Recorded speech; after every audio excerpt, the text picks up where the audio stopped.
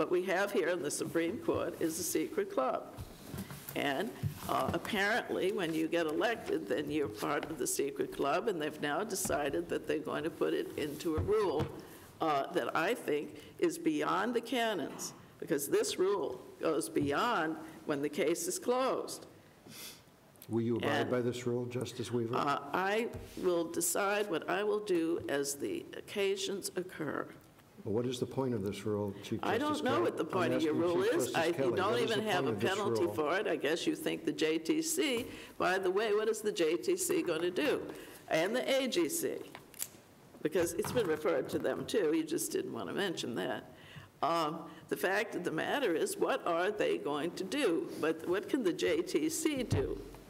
They can recommend that we come back to the Supreme Court, that we then censure the judge, suspend them with or without penalty, with or without pay, or remove or retire them. That's the remedy. That's the only remedy you seem to have now, unless you think it was criminal for me to speak about how this court operates. I think it's pretty obvious to the public how it operates. There's, as I had said many times in the past, when we had the majority of 4 in control, but I would say that it's not much better, except it would appear to me, at least we have one judge that's looking at it a little objectively. I understand why public officials want secrecy. It's a lot easier to deal in secrecy. And I am not trying to say, and I have respected, and Justice Kavanaugh and Kelly know it, have not said all of the things in any way of what's gone on in the disorderly, the unprofessional, and the unfair way that business has been taken care of at this court. And so that's what it's about. Okay. I prefer openness. I prefer not secrecy. And I think I'll leave it to the public to decide what they want to do. If, in fact, this is some, judicial election year politics, because certainly my colleague, Justice Young, has had a lot to say about he doesn't want me nominated, and he doesn't, and even apparently, well, we'll leave that to another day, because I'm going to have some press releases with respect to all of this.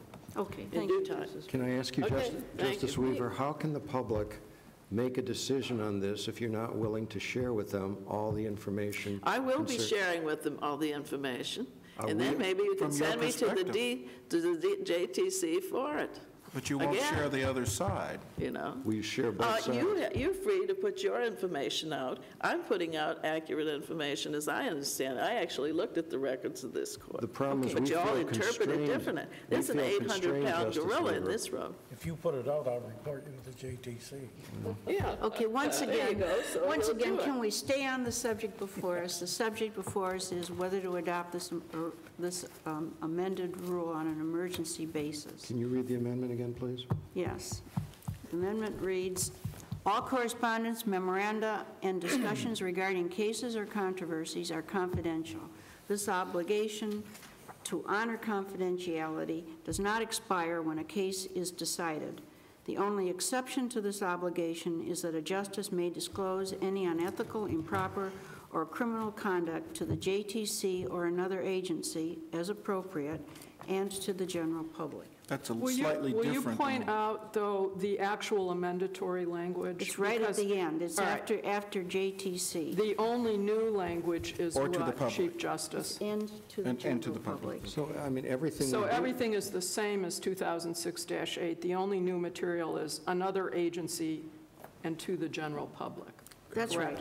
And that was my original objection to it. But Chief Justice Kelly, I mean, 2 minutes ago, Justice Weaver has indicated that she feels there's all kinds of inappropriate behavior going on in the court, and even under your provision, she could apparently disclose all that publicly. Is that right? No. Can you explain why not? I think I have explained, sir, that this only deals with the handling of cases. and the actual rule talks about exactly what can't be revealed.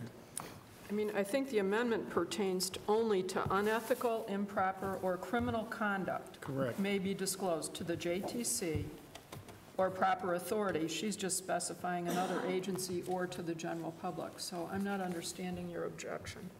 Norma. It's not an objection so much as a question. Having identified, as she just did, that she feels that there's a great much that's occurring in the court that's unethical and inappropriate, shouldn't we expect to see her going to the public as she has on all of those alleged concerns? Well, under that rule, she can, if it's unethical in her view, improper or criminal. So, Any one of us can. Anyone else can, right. well, under the current rule, you go to the appropriate authorities. You go to the Judicial Tenure Commission or the Attorney Grievance Commission. Now we continue to have her going to the media and going to the public and going to attorneys. And is that what you want to do here? I believe that the public has a right to know if there's an allegation of unethical, improper, or criminal behavior. I think by the a public judge. has a right to an ethical, responsible, hardworking, conscientious court, which they do for the most part today. Right. That's what they have a right to. Right. And I'm concerned that this rule may run contrary to that. Okay. If there's no further discussion, I'll take a roll call vote on this emergency motion. Justice Hathaway? No.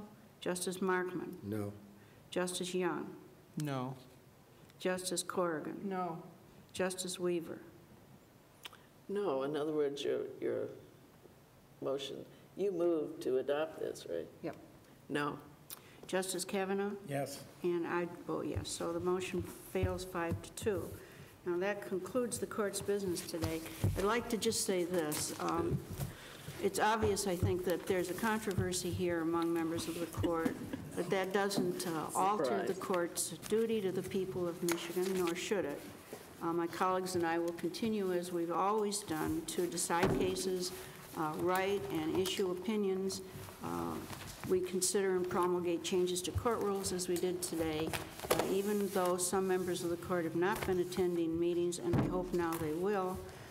They have been sending in their votes, so the court's business continues unaltered because we have responsibilities to the public and to litigants, and that doesn't change, and it won't change. The court's work continues. And with that, we're in adjournment. Thank you.